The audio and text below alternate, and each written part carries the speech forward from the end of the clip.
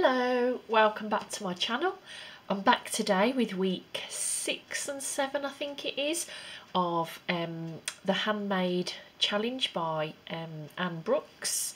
They're really coming together now, they're really starting to fill out on the ring. I'll just go through them one at a time, it won't be a very long video.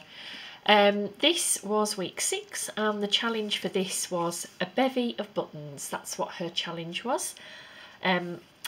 Funnily enough, while I was making this tag, it was the week of my friend's birthday called Bev, and I was thinking about her when I was actually stitching these on, a bevy of buttons. Anyway, I digress.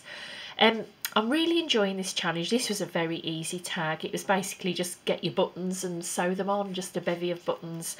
I did put some thought into it. And the thing I really love about this challenge is it's making me use bits and pieces that I've got that I think, oh, I don't want to use that, I don't want to use that.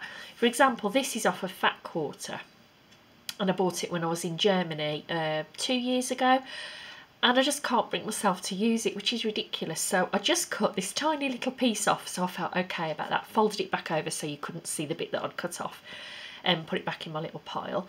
But I loved this, and then I decided I wanted to get my buttons to actually match the fabric as close as I could, really. So that's why I chose the colours of the buttons, the colours of the thread, and because the background fabric kind of reminds me a bit of buttons without being really obviously in your face buttons. So that was week 7 anyway.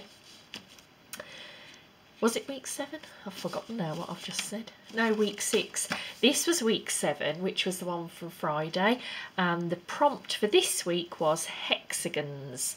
Or Hexies, I think she calls them, as a lot of people do in the sewing world. I'm just going to zoom in a bit on this one, I think. Now, with this one, I didn't actually follow Anne's pattern of Hexies. I went off a bit off-piste and did my own thing. I wish my tags were bigger. I have to say I'm realising that I wished I'd bought bigger tags. But anyway, this particular week really did limit what I was able to do design-wise. But I managed to get 3 on in a patchwork because I really wanted to do that. I wanted to do one hexagon that is a very traditional, when you're patchworking, this is how you do it. And then if that was just another hexagon, and then you whip stitch between. So I wanted one normal.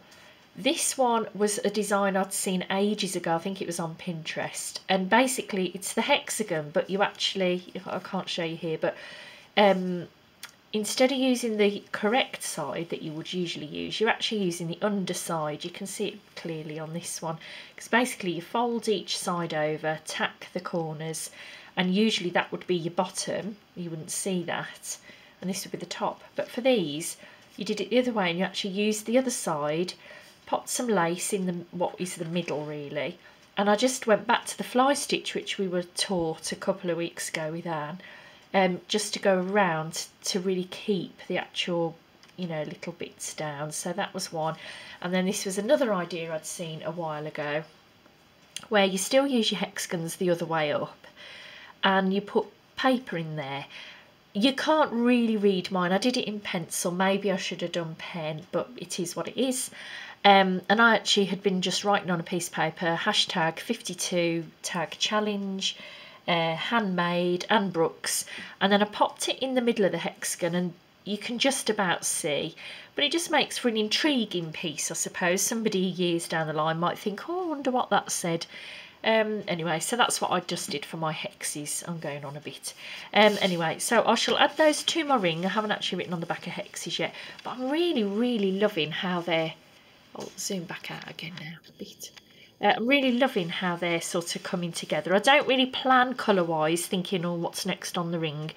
But actually, as you look at them, I'm thinking how, I suppose these must be the colours that appeal to me. I am quite a muted colour. I don't like wearing bright colours. I don't like glitz. I don't like bling.